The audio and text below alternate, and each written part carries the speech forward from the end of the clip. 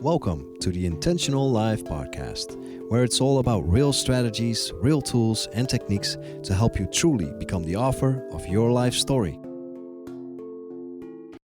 Hello, guys. Welcome back to the Intentional Life podcast. Hi, guys. We've missed you. It's so great to be back with you. And we're so excited about this new episode today. So, we're bringing something very special and very valuable to you today, as always. I was just telling Vilma that the other day I saw a post on social media and it said something like, oh, happiness is so overrated. We shouldn't strive to be happy because, they'll just disappoint us or it's not realistic anyway, something like that. And it's funny because I've heard that several times before, and it just really caught my attention because, first of all, when asked what people want out of life or what they wish for their kids also, most people will answer, well, to be happy, right? So it's like a reality that the collective of humans strives to live a happy life. It's legit. So I was like, okay, why the backlash? Why does this word happy get such a bad rep sometimes? Do people maybe have a wrong definition of what happiness is? Do they, confuse it with euphoria or ecstasy or something like that? Because that wouldn't be realistic. I mean, we live in a world of polarity, so there can't be one extreme without the other, right? There wouldn't be happiness if there weren't also sadness. So every extreme is its opposite also. Otherwise, it couldn't exist or we couldn't perceive it.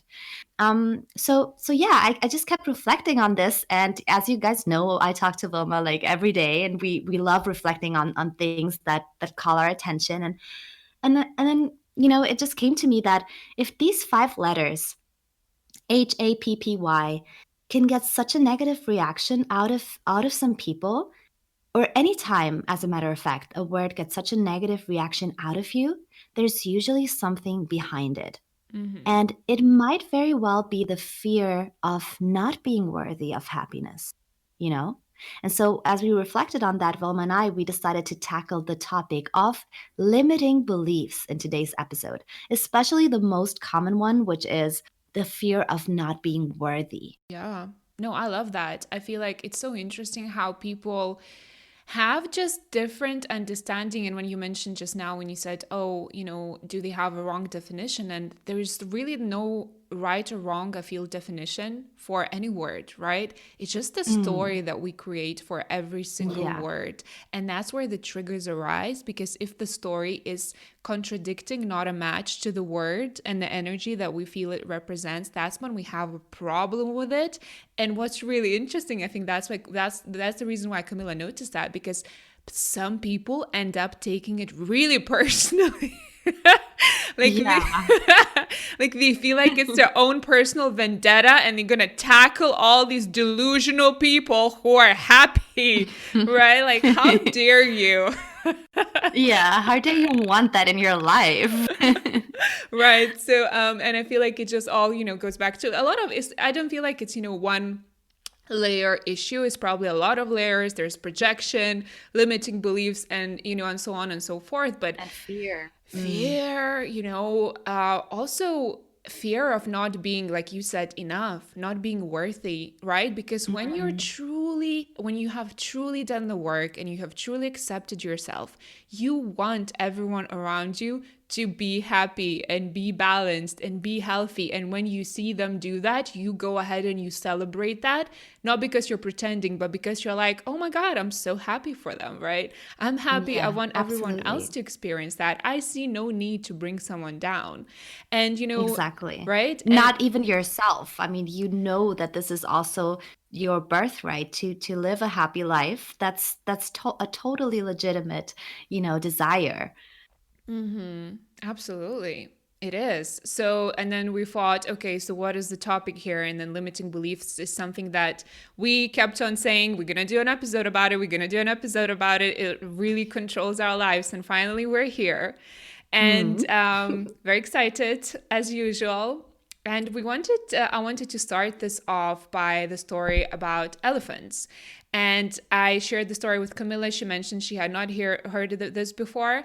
And maybe some of you have heard it, some of you not, but I'm just going to briefly share the story, which I think would be a great intro into what limiting beliefs are and just how much they actually affect our lives and actually control our lives, even. So Mm. I've read this somewhere that when you go into a circus, and sort of there was a journalist who decided to do a little article about the, how animals are trained. I know that so many more circuses now are refusing to train animals. I think there was a circus now that does like a projection of animals, so they wouldn't actually have live animals anymore. So I'm really happy for it. I'm all for animal rights. But back in the day, what they used to do, in particular with elephants, then they wanted to train them, is they would basically, adopt a baby elephant, and what they would do is they would tie them to this massive tree stump. And they would not be able, basically would be so heavy, the baby elephants would not be able to move them. So what they could do, there was a string attached to the stump, they could walk around, and this is how the trainers would train them and teach them how to do the tricks. Now, the interesting part is that when the baby elephants were small, when they would try to sort of run away or move the trunk, they couldn't because they were not big and strong enough. However, what the trainers realized is even as the elephants ended up growing, in mass and in size and in strength, they would never even attempt to move the stump, even though they were already strong enough to be able to actually just break free and run away. They would not even attempt to do that, and to sort of, because it was so deep ingrained into their mind that their mobility is restricted. So they would just look at that stump, and they see that this is what it is. Like, I have this, piece of string, and this is how much I can move. And they would not even attempt to change it. And, this I feel like is so true for human beliefs as well. And you've heard probably this already, a cliche saying a little bit, is that those who believe they can and those who believe they can't are both right. And I feel like, the beliefs that we hold can really, in a sense, plague us and limit us by not really allowing us to live our lives the way we want to live them. Exactly. Oh, and that's such a sad story with the elephants. It's I really know. so touching. And but it really, as you said, it displays so perfectly where those limiting beliefs come from, because most of them actually are created in our childhood, right? So they come from our parents or our elders. Things like, did your parents, and I don't mean this in a blaming way, because I'm sure they did the best they could do at the time, but did they make you feel loved? Or were there conditions to being loved? Did you have to be a certain way or do certain things in order to feel loved by them? So that can really create a script in your subconsciousness, a limiting belief that you're not worthy of unconditional love. You're only worthy of love when you are like this or when you do that, right? And then Mm-hmm. also our culture and our environment also shapes our limiting beliefs a whole lot. And then, of course, our personal experience. And the thing is that when we are children, we couldn't make sense of many things, either because we actually didn't understand grown-up issues, or because we simply weren't told. And I would actually go even a step further and say that as the majority of grown-ups, right, of our elders that were around us and our role models, were not very evolved themselves, right? They weren't very conscious of their actions towards us. And they probably didn't understand, why they were doing certain things, why they were triggered, why they snapped at us back then, and then the consequences that their own words and deeds would have. So they just didn't know any better, and how could we possibly make sense of that as children? And you know that children are like sponges. So they just absorb everything, good and bad things. And what we do as children is we draw infantile conclusions, oftentimes egocentric ones, because that's what children naturally do. Yes. So, if your dad didn't listen to you and he just never had time for you, you probably weren't able to realize that he was very stressed at work, he had this pressing issue. For you as a child, it would have translated into, I am not, interesting enough for daddy. He doesn't love me enough, or something like that. So, a Mm-hmm. limiting belief is really a simplified perception, and sometimes even a protection mechanism that can be quite outdated, right? Yeah. And that we don't necessarily need anymore as adults, but they just accompany us well into our adult life. And if we're unaware of what is happening, we'll just end up thinking that that's simply the way it is. Totally. I love that. You know what I got when you were saying that, oh, if say, the daddy won't love me or I won't get the attention from the daddy, actually this is how a lot of attention seeking is born. And when we Mm, all have those people around us who we feel like we roll our eyes and we be like, oh my God, does he or she yeah. really need to get all the attention in the room? Right. Right? And this is just a very deep seated belief that the way they are, they're not enough and they need to be that little extra to get the attention and the Yeah, love.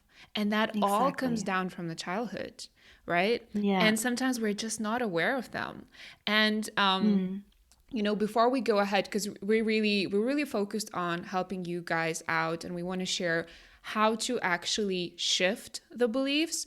But before we go ahead and give you all the tips and tools and hacks, I think it's really important to talk about the fact that in order to be able for us to shift the belief, we first need to believe that our reality is not fixed. And by shifting our perspective and the thoughts that we keep on thinking, because as we said, the belief is just the thought that you keep on thinking. When you shift that, you will be able to also shift the life and the reality around you. So basically, in here, it's really funny. When I was thinking about it, I was like, well, you have to have a belief in a belief, and the fact that that belief is actually moldable and you have the mhm. power to transform it. Because without that main belief that this is how the world works, it will be very, very hard to achieve sustainable change.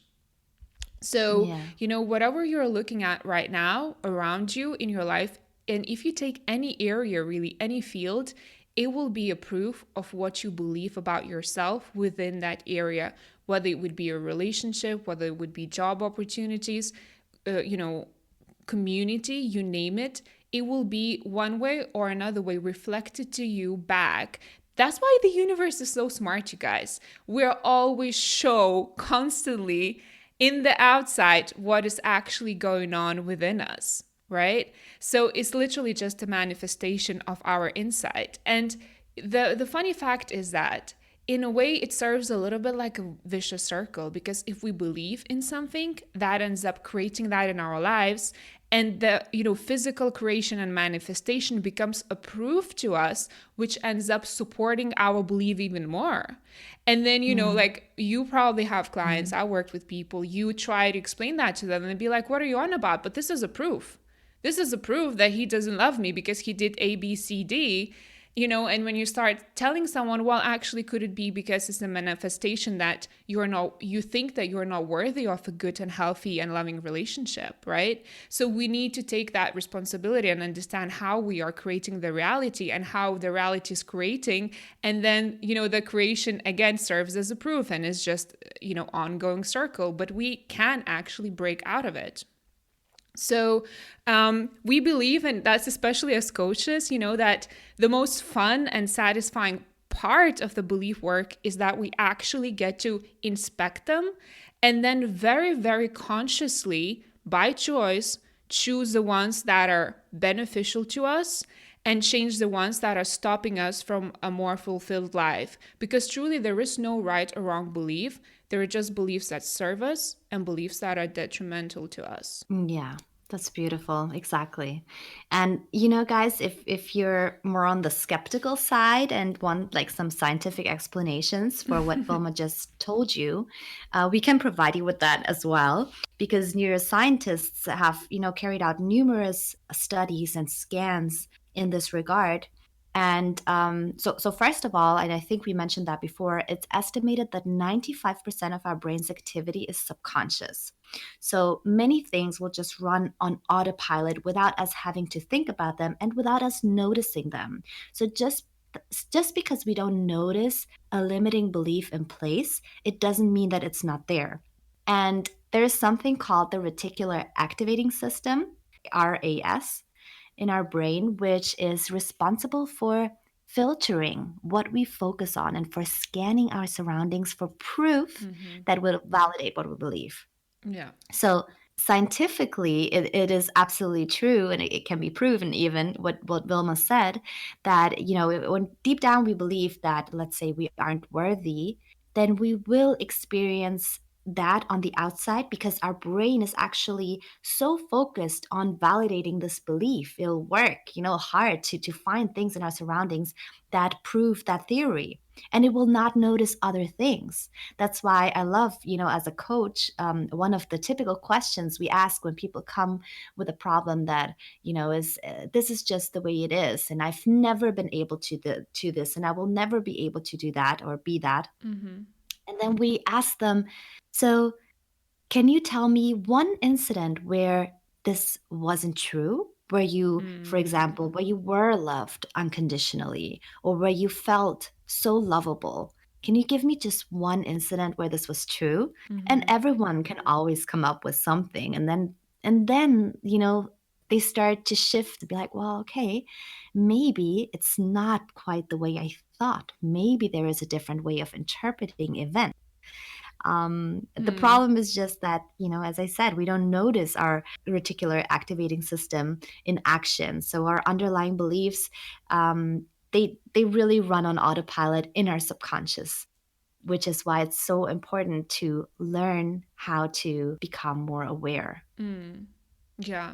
And I love I love that example that you gave when you asked people, of the instances where whatever they believe was not true. And you get such a confused face sometimes where people like, oh my God, yeah, there are instances when, that wasn't true and I have completely forgotten about them or I didn't really remember them. It's because the brain cannot exist in conflict. So if there's something that the brain believes in, and like Camilla just beautifully explained, what it will do, it will go to work to find proof for what you believe in, because the brain wants to serve you and support you. So if you say I'm not good enough, okay, I'm going to work and find you all of the memories, all of the examples, store them into a little nice neat box for you so you can pull out and continue telling people your story, how you're not good enough. And then you say, but what Yeah. was the instance like, when you were good enough, when you were complimented on something? And then people come up with one example, and then you see them getting into the energy and they remember another thing and a third thing, and then you go like, well, there you go, you just literally denied your own story, and this Exactly. this is how it works. Like, literally, this is what we want you to do as well for yourself. So how do you do it? The way I usually suggest it, because I come back from the corporate, so I like to analyze things and be really consistent, neat, and organized. So the first thing, what you guys need to do, and this is something that Camilla and we do it ourselves, we do it on each other, is first of all, identifying what the limiting belief is to you. And this is not just sort of general limiting belief, this is the core limiting belief. So something that's It's very... not easy to find that out. Yeah. Yeah, exactly. So it's not something, really superficial, right? When you say, well, I don't know, people just don't like me or something like that. If you dig deeper, usually what you will find very, very often, there are just few core limiting beliefs, and they usually have something to do with I'm not enough, I'm not worthy of love, connection, attention, success, money, fill in the blank.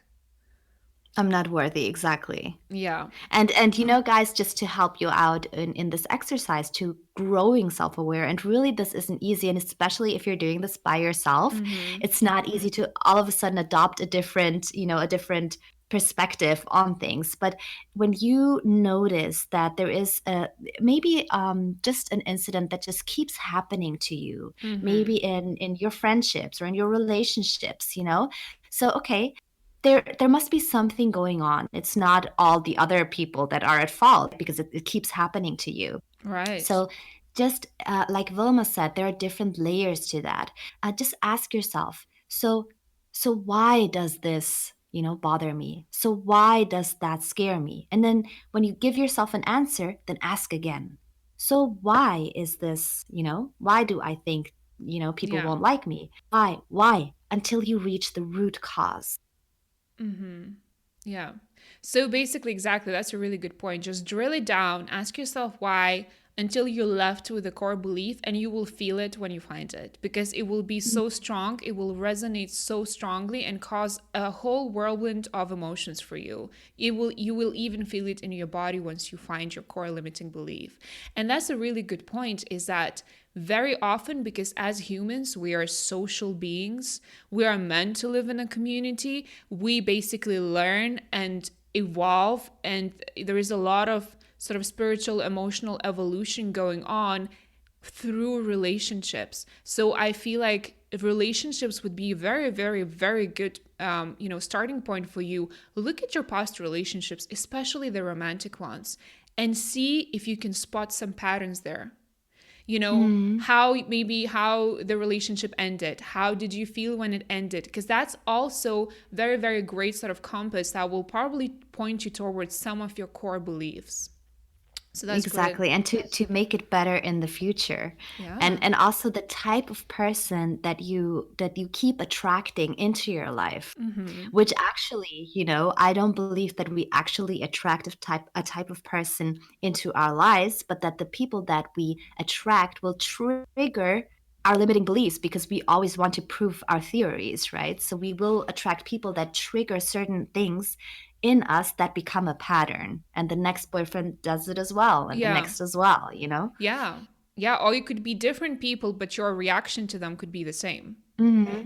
Right? So really, really need to be honest with yourself, because listen, if you don't do this work, and we're not here to prophesize the doomsday, but what will probably end up happening, and we see that with some of our clients, it will be different places, different faces, but the story will be the same and the Oh, patterns will be the yes. same. And we really don't want that to happen to you guys. That's why we're doing this episode. Okay, so number one, identify what the limiting belief is for you. Number two, what we'd really like you to do is to spend some time analyzing that limiting belief that you have.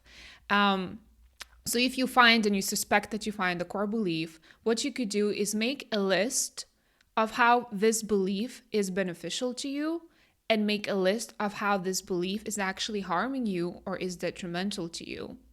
So once you do that, you make a list. What are the pluses? What are the minuses? And I would suggest it to do it on paper, not even on your phone, because there is some magic Hmm. when it comes to actually There writing it is. down with your hand and then being able to see it as an observer of your pattern, as opposed to doing the work in your head, right?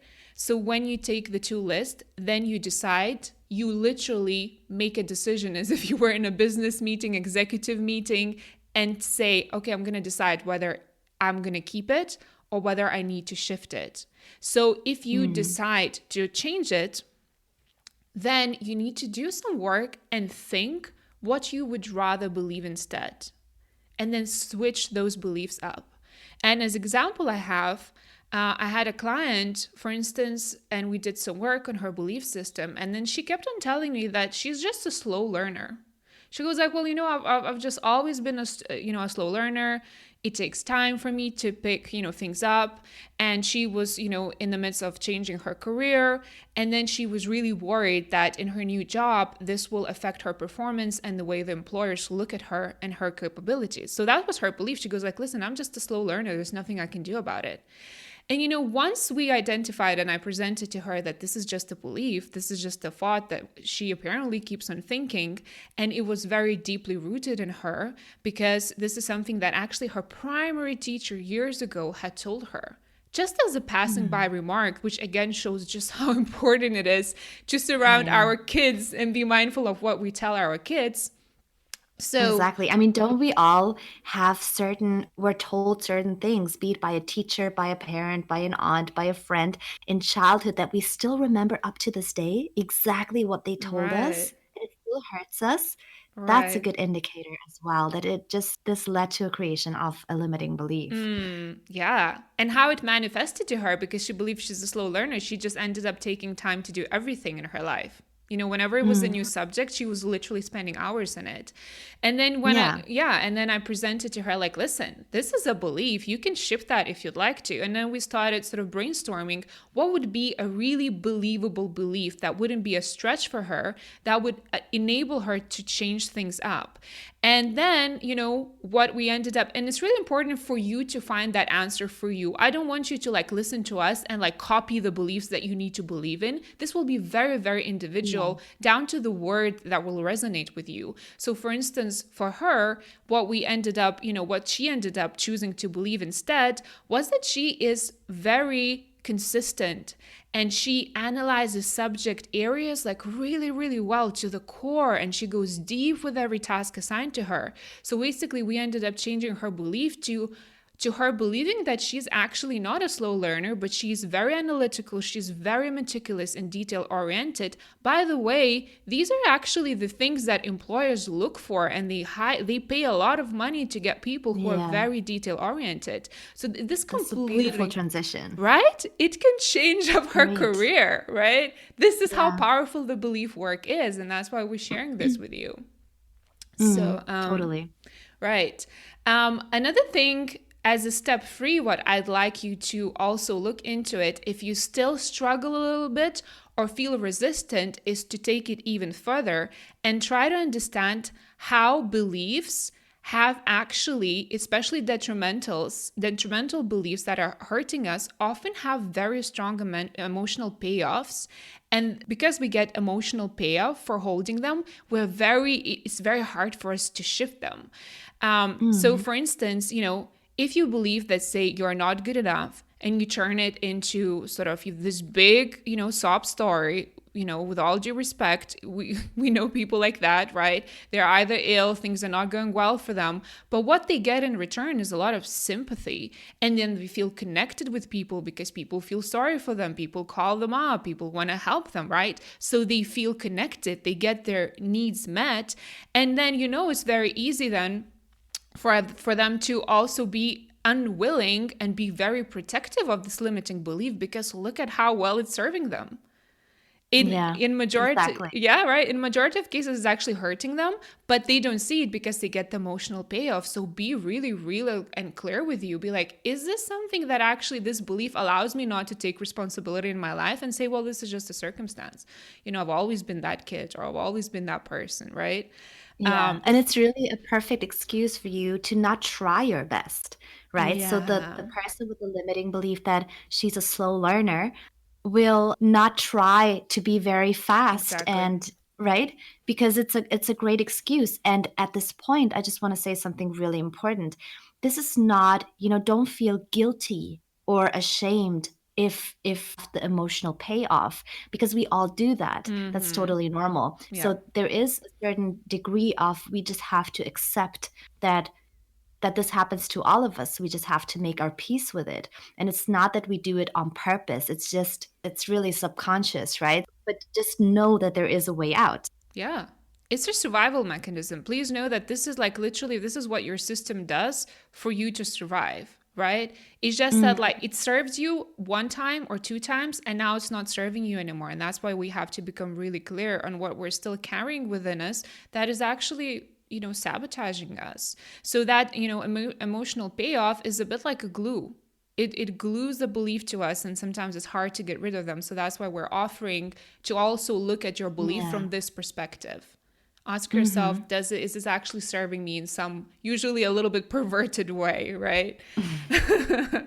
And right. And so finally, as a step four, once you sort of feel like you found a believable belief and you are ready to replace it, we want you to go out on a hunt and search for evidence to support your new belief. Again, tying back to what Camilla said at the beginning, the brain will always look for support, for proof to the whatever belief you're carrying with you, except that now you have a belief that serves you. So you can do that by literally asking yourself questions. Be like, well, how am I good enough? What are the instances where I was actually complimented for, my work or my outfit or whatever it is? How have I been a good wife and husband and daughter and mother? When have I performed well? How do I bring value? Literally ask those questions that would be pointing towards your innate value. It's almost like a scavenger hunt, like hunt for it. Like literally ask your brain to help you out and hunt for proof so that you would continue supporting and feeding this newfound belief of yours. Yeah, that's beautiful. And if you yourself are having a hard time to ask yourself these questions, to adopt this completely different perspective, and to kind of break up those so deeply ingrained limiting beliefs within yourself. I mean, first of all, obviously you can always work with a good coach on this. But what I actually was trying to say is that you can imagine a person that really cares for you. It might be a parent, a grandparent, a friend, a teacher, someone who really loves you and wants the best for you. And if you can't come up with anyone right now, just imagine a fairy godmother, or something like that, and ask, what would this person say? In what ways am I good enough? What makes me a good person, a good, wife, daughter, husband, whatever?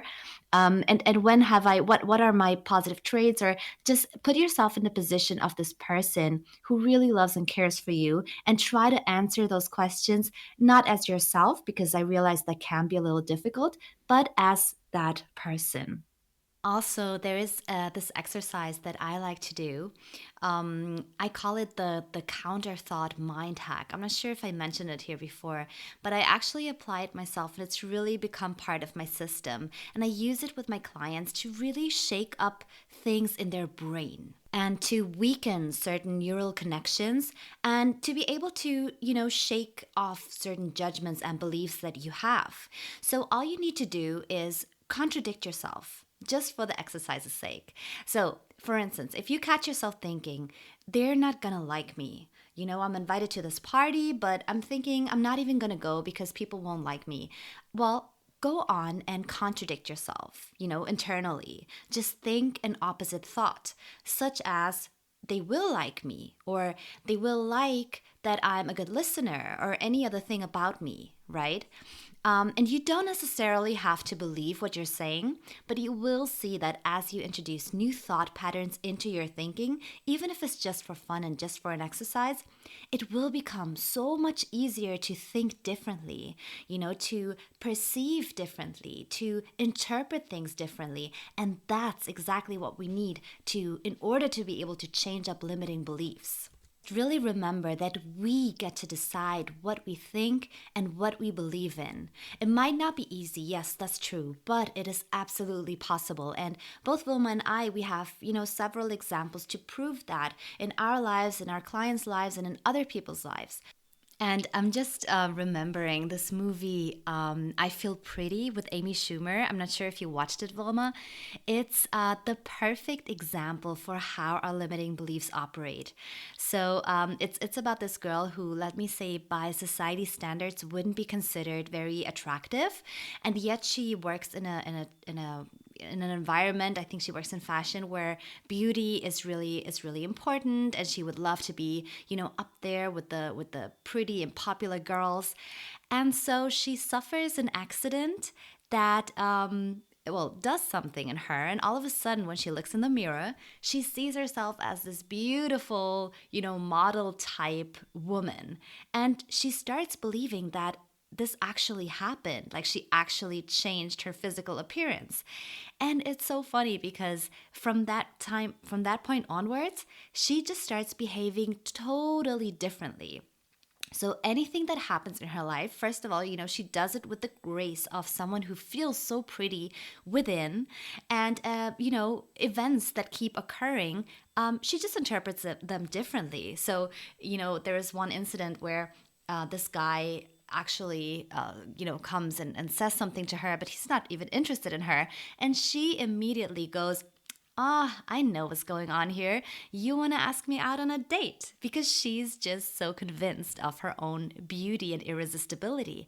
So this is such a great example, guys. If you haven't watched the movie, go and check it out, because, well, I think it's really fun. It's probably my type of humor, but it's such a great visualization of what our limiting beliefs do to us and how they shape, the way we behave, the way we act and react, the way we interpret life's events. So yeah, it's a comedy, but it actually has a really deep message. That's great. I'm actually going to watch this movie, and now I'm curious. Yeah, no, that's great. I love it. Okay, so I think, this is what we wanted to share with you today when it comes to limiting beliefs. There's so much more, but I feel like even if you do this basic, I feel like it's not that hard. You just need to assign a little bit of time and self-awareness. It really can yield amazing results. And we feel like probably this episode is more so than ever on par with the title of our podcast, which is to be able to live a life with intention by choosing the thoughts that you are thinking, which will end up literally restructuring your reality. And I sometimes say that to my clients, when they feel discouraged or they don't feel like they want to do the work, because it is not easy. It is hard. It's not straightforward. But if you actually end up, deciding to do this work, you will have people looking at you in amazement, wondering how it is that you're actually living this life of your dreams. And it's because you took the time and the initiative to review your beliefs, shift them to those that are actually serving you and allowing you to step into the role of the creator of your universe. So we had so much fun recording this, and we really think this is one of probably the most important topics that we've spoken of so far. And if you have any questions, if you want us to do the second part of it and continue the conversation, do let us know.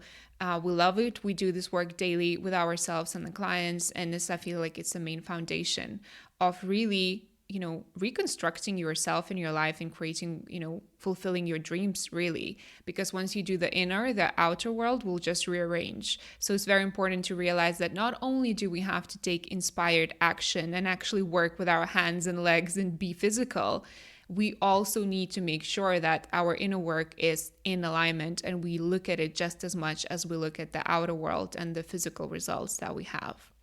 So be well. We're really, really looking forward to hearing what you thought about this episode, and we're really looking forward to recording again and speaking to you in a couple of weeks. Bye. Bye.